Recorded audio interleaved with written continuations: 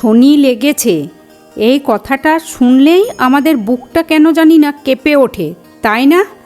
আমরা ভাবি এবার বুঝি সব শেষ, দুর্ঘটনা, অভাব আর অশান্তি আমাদের ঘিরে ধরবে। কিন্তু আপনি কি জানেন, যাকে আমরা যমদূতের মতো ভয় পাই, তিনি আসলে আমাদের পরম বন্ধু। কেন মহাপ্রতাপশালী রাজা বিক্রমাদিত্যকে হাত পা হারিয়ে রাস্তার আবর্জনায় পড়ে থাকতে হয়েছিল?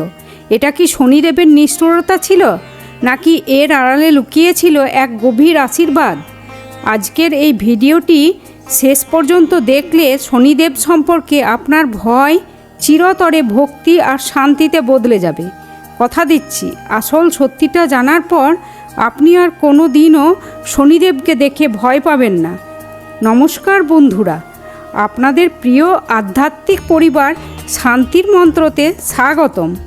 আমরা সবসময় চেষ্টা করি শাস্ত্রের কঠিন কথাগুলো সহজভাবে আপনাদের সামনে তুলে ধরতে। আজ আমরা আলোচনা করব কর্মফলের দেবতা শনিদেবকে নিয়ে। কেন তিনি আমাদের জীবনের আয়না, কেন তিনি আমাদের কষ্ট দেন। ভিডিওটি ভালো লাগলে লাইক দেবেন এবং আমাদের পরিবারের সদস্য হতে চ্যানেলটি সাবস্ক্রাইব করে বেল আইকনটি প্রেস করে রাখুন। প্রথমেই আমাদের বুঝতে হবে শনিদেব কে। তিনি সূর্যদেব এবং মা ছায়ার সন্তান। জন্মের সময় তার দৃষ্টি যখন পিতার ওপর পড়েছিল, তখন খোদ সূর্যদেবেরও শরীর কুষ্ঠরোগে আক্রান্ত হয়েছিল। শাস্ত্রে বলা হয় শনিদেব হলেন দণ্ডাধিকারী বা জাজ। একজন বিচারক যখন অপরাধীকে সাজা দেন, তখন কি আমরা তাকে নিষ্ঠুর বলি? না, তিনি শুধু আইন পালন করেন। শনিদেবও ঠিক তাই। তিনি আমাদের জীবনের সেই আয়না, যেখানে আমাদের লুকানো পাপ বা ভুলগুলো স্পষ্ট হয়ে ধরা দেয়। তিনি শুধু আইন পালন করেন। শনিদেবও ঠিক তাই। তিনি আমাদের জীবনের সেই আয়না, যেখানে আমাদের লুকানো পাপ বা ভুলগুলো স্পষ্ট হয়ে ধরা দেয়। শনিদেবের ন্যায় বিচারকে সব থেকে বড় উদাহরণ হলো রাজা বিক্রমাদিত্য। তিনি ছিলেন অত্যন্ত দয়ালু এবং প্রভাবশালী রাজা, কিন্তু একদিন তার মনে অহংকার হলো। তিনি ভাবলেন, শনিদেব তো শুধু ধ্বংস করেন, তার আবার শ্রেষ্ঠত্ব কিসের? ঠিক সেই মুহূর্ত থেকে শনিদেবের পরীক্ষা শুরু হলো। রাজা বনে গিয়ে পথ হারালেন।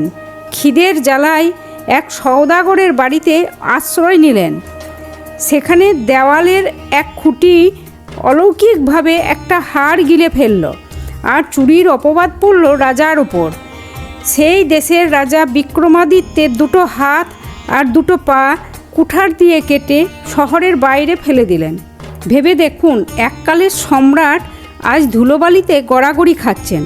হাত নেই যে খাবার মুখে তুলবেন, পা নেই যে উঠে দাঁড়াবেন। এই চরম যন্ত্রণার সময় রাজা কোনো অভিযোগ করেননি। তিনি বুঝতে পেরেছিলেন এটি তার পূর্বজন্মের বা অহংকারের ফল। তিনি শান্ত মনে শনিদেবের নাম জপ করতে শুরু করলেন। শেষ পর্যন্ত এক তেলি তাকে উদ্ধার করে নিজের ঘানিতে কাজ দিলেন। বিক্রমাদিত্য যখন নিজের ভুল বুঝতে পেরে সম্পূর্ণভাবে আত্মসমর্পণ করলেন, তখন শনিদেব স্বয়ং আবির্ভূত হলেন। তিনি রাজাকে বললেন, বিক্রমাদিত্য, আমি নিষ্ঠুর নই। আমি তোমার ভেতরের অহংকারের বিষটুকু বের করে দিয়ে তোমাকে শুদ্ধ করেছি। এখন থেকে তুমি আগের চেয়েও উজ্জ্বল এবং শক্তিশালী হবে। শনিদেবের এক ফালি হাসিতে রাজার হাত পা আবার আগের মতো হয়ে গেল। হাড়ও ফিরে এলো, রাজ্যও ফিরে এলো। বন্ধুরা, এই গল্পটি আমাদের শেখায় শনিদেব কষ্ট দেন আমাদের ধ্বংস করার জন্য নয়, বরং আমাদের সঠিক পথে ফিরিয়ে আনার জন্য। তাহলে শনিদেবকে কেন ভয় পাবেন? আপনি যদি মিথ্যা না বলেন, দুর্বলকে অত্যাচার না করেন আর নিজের কাজ মন দিয়ে করেন, তবে শনিদেব আপনার সবচেয়ে বড় রক্ষাকর্তা। প্রতি শনিবার যদি আপনারা অসহায় প্রাণীদের খাওয়ান বা দুস্থ মানুষকে সাহায্য করেন, তবে তার কৃপা আপনি অবশ্যই পাবেন। শনিদেব হলেন সেই আয়না, যার সামনে দাঁড়ালে আমরা আমাদের আসল রূপ দেখতে পাই। কেমন লাগলো আজকের এই পর্বটি? আপনার কি মনে হয়, শনিদেব নিষ্ঠুর নাকি ন্যায়পরায়ণ? কমেন্টে জয় শনিদেব লিখে আমাদের জানান। ভিডিওটি আপনার প্রিয়জনের সাথে শেয়ার করুন, যাতে তাদের মন থেকেও শনিভীতি চিরতরে দূর হয়ে যায়। দেখা হবে পরের ভিডিওতে। ততক্ষণে শান্তিতে থাকুন, ভালো থাকুন। নমস্কার।